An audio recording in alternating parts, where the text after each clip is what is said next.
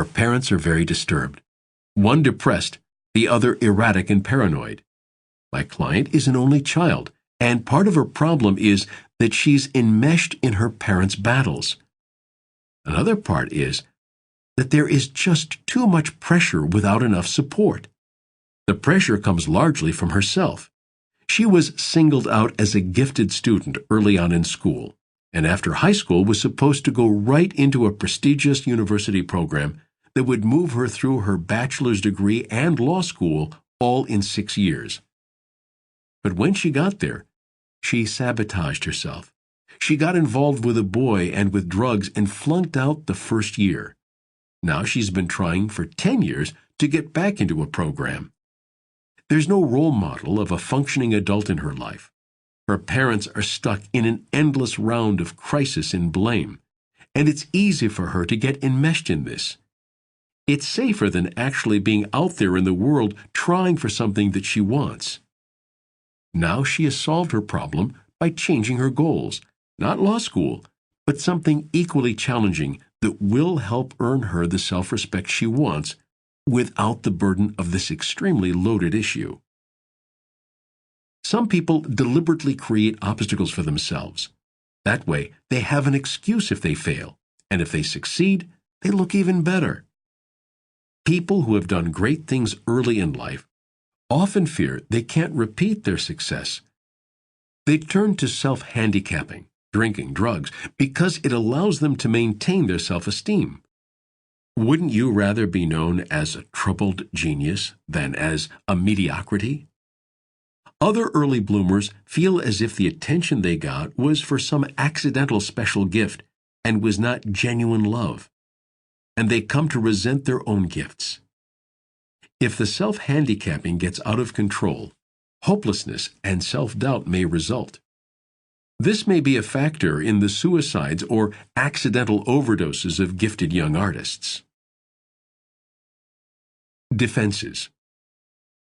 When thoughts or feelings make us stressed or fearful, the automatic self resorts to defenses to modulate the anxiety, usually by stuffing away or transmuting the unacceptable. The idea of defense mechanisms, unconscious little mental tricks that distort reality to make it more comfortable for us, is one of the lasting contributions of psychoanalysis. Words like denial, repression, and passive aggression are the names of defenses that have become part of our everyday vocabulary. Fear and other unacceptable emotions triggers the defense. Anything from threats to our self-esteem to threats to our assumptive world, and of course, threats to our real world. Anything that upsets the stability and consistency of the cognitive and emotional categories we have established and upon which we rely to live in the world will arouse anxiety. A powerful feeling like anger can set off defenses because it wants us to do things like hit someone that are in conflict with how we think of ourselves. Cognitive dissonance, holding two contrary beliefs, is great for producing anxiety. Self-destructive activities like smoking, gambling, or procrastinating when you know the risks you are running, these are great ways to induce guilt and shame, other feelings we try to defend against. Defenses are perfectly natural and often helpful. We rely on them to help us regulate upsetting feelings. They are habits of the mind that gradually become part of the brain's circuitry, essential building blocks that are part of our character. They can serve very useful purposes, enabling us to drive down the road at 70 miles per hour without thinking of the consequences of a sudden spasm. They help EMTs remain calm at accident scenes and help soldiers function in combat. They help us calm down and choose our battles wisely instead of being guided by sudden impulse.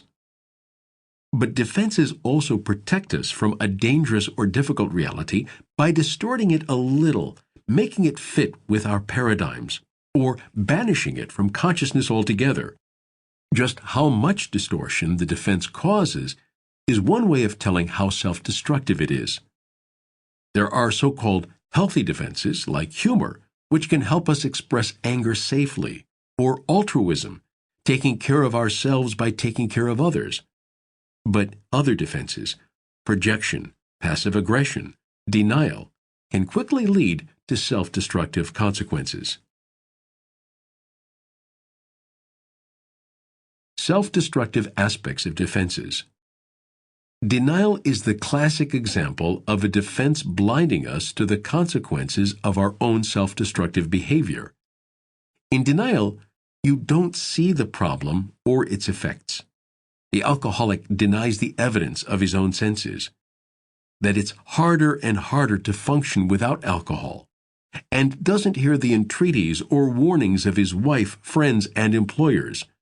When his wife leaves him, he'll blame her. When he gets fired, he'll blame his boss. He'll blame anything but his drinking. In misplaced rebellion, we can use denial to block awareness of our hostility. Like the adolescent who doesn't understand why his mom yells at him as he's watching TV while she's cleaning up all around him. Entrenched denial is a tough nut to crack because the assumptive world of the denier makes perfect sense, as long as you accept her premises. I discovered one way this works in myself years ago. At the time, I was drinking too much. I would wake up in the morning with a bad hangover and a good case of self-hate. I would get in the shower, turn it up as hot as I could stand it, and after a while I would resolve to control my alcohol intake. I would rehearse the evening and the next few days, planning how to cut back. Making this resolution gave me a sense of relief and helped me get through the day. But eventually I realized that I was making my morning resolution 2 or 3 times a week and continuing to drink.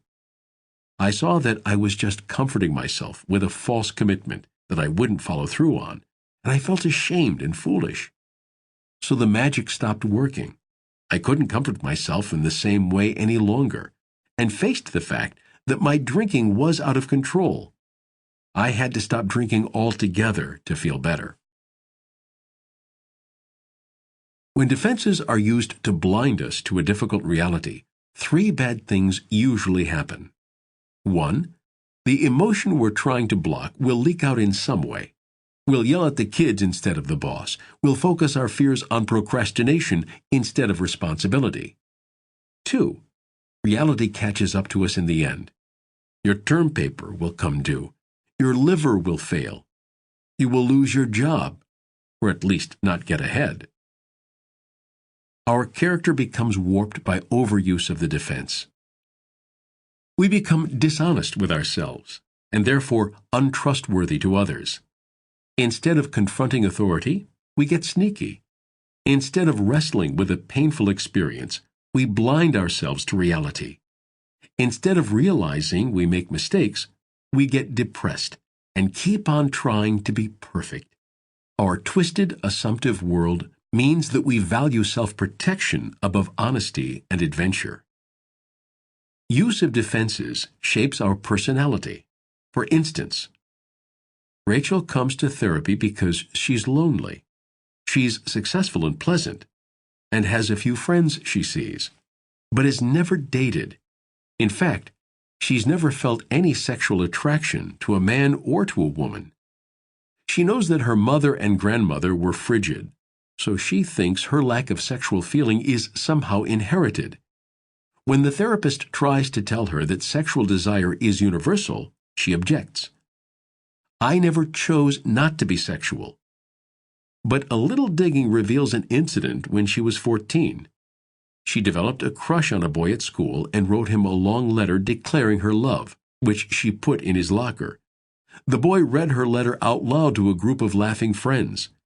After a few days of feeling really humiliated, Rachel began to ignore him, and then all the boys at school, by acting like an aloof, quiet, and snotty kid who devoted herself to her work.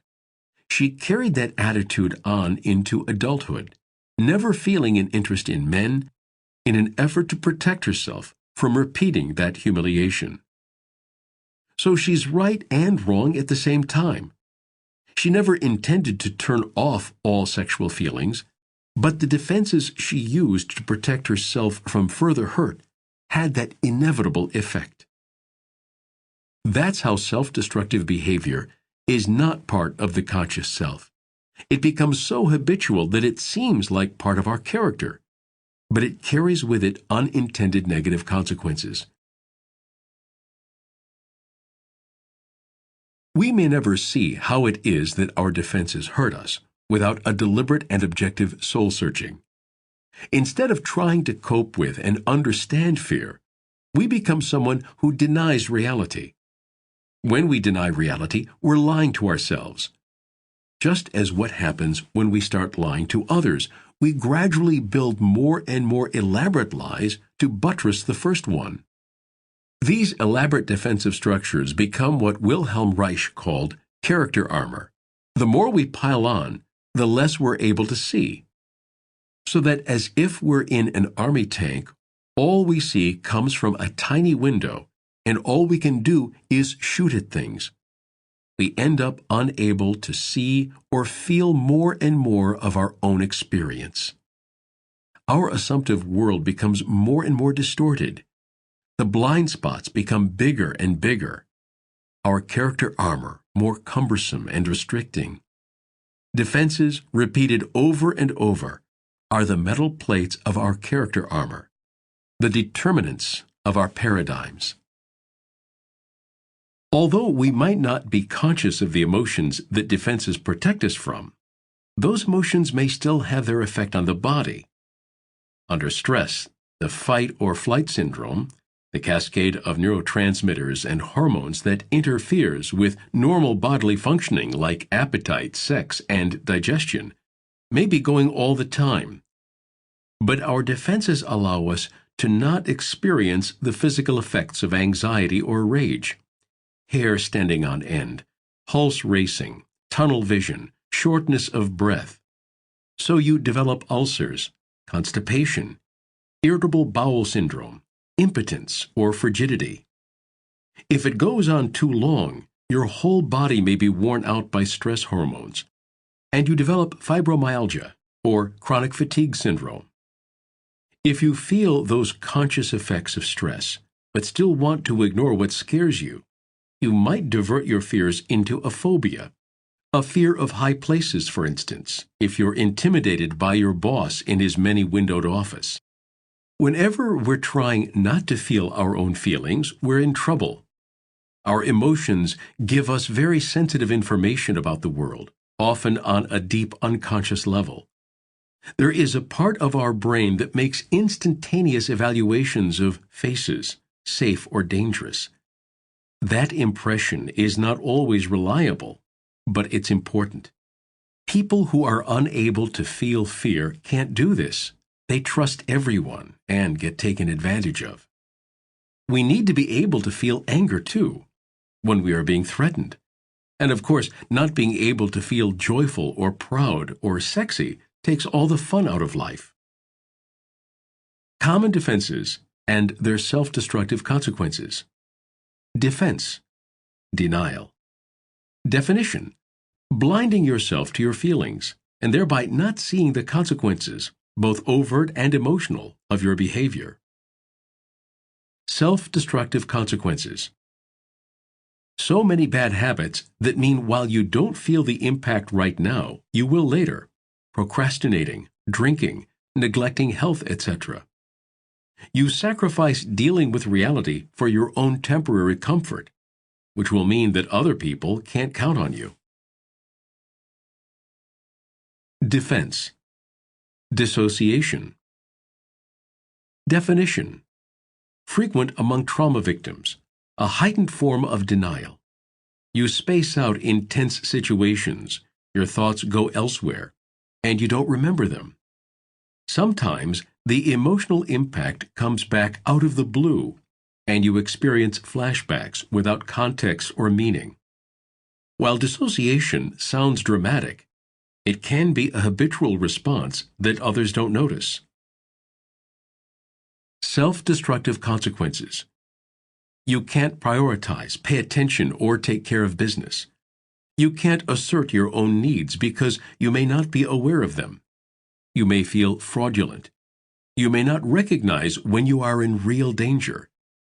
Dissociation can also become a part of your character. You're spacey, inattentive, disconnected. Intentional self-harm, self-mutilation, can be used to induce a dissociated state.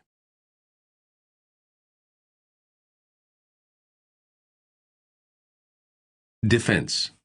Projection. Definition. Taking your own feelings and attributing them to someone else. Self-destructive consequences. You can't experience healthy feelings like intimacy, sexuality, assertion. It's always the other person who's the initiator, the aggressor. You experience other people as angry at you rather than owning the inevitable conflict in the relationship. Absolves you of responsibility. Defense. Projective identification. Definition. Taking your own feelings and attributing them to someone else, and the other person starts to feel those feelings. Self-destructive consequences. Though it sounds like magic, it really happens. Others correctly pick up on the subtext of your message, that you expect them to blame you, ignore you, reject you.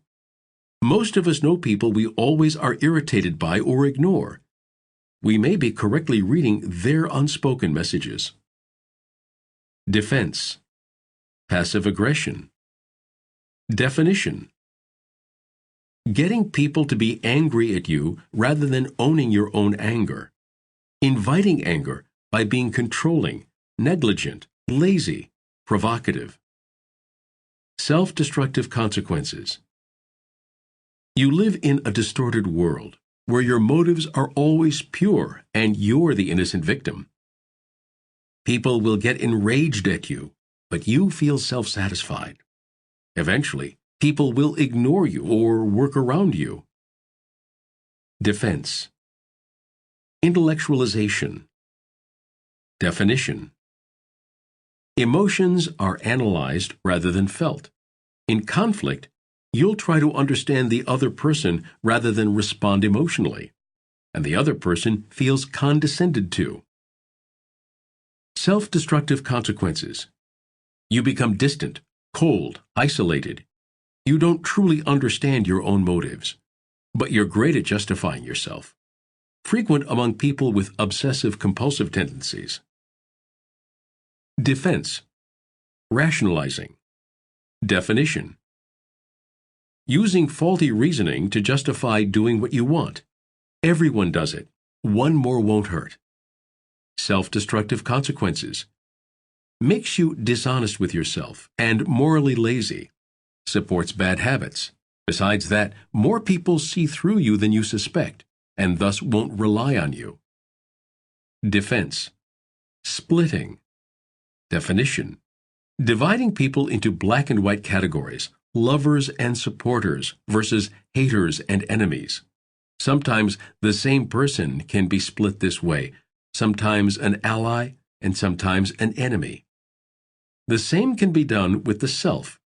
With a little dissociation, you see yourself alternately as pure and dirty, good and bad. Self-destructive consequences. Nobody is seen realistically as a unique individual with mixed motives. Enemies quickly get the idea they can't do anything to please you. Friends realize they're being used. When splitting is applied to the self, it enables self-hate. Defense. Somatization. Definition. Feelings are not experienced consciously but are expressed by the body. Self-destructive consequences. Anger becomes back pain. Headaches, a way to avoid intimacy. The need for love becomes an illness that leads to dependency. Nothing helps the symptom, and you become a help-rejecting complainer. Defense. Acting out. Definition. The direct expression of an unconscious impulse without the emotional experience of it. You hurt people or yourself without experiencing the anger. Self-destructive consequences. Often, the acting out is an expression of rage at abusive parents. You may forget the abuse and idealize mom, but take it out on others.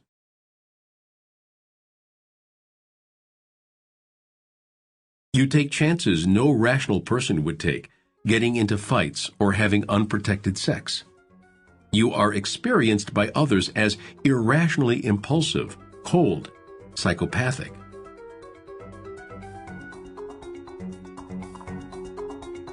This is the end of disc number 2. Please insert disc number 3.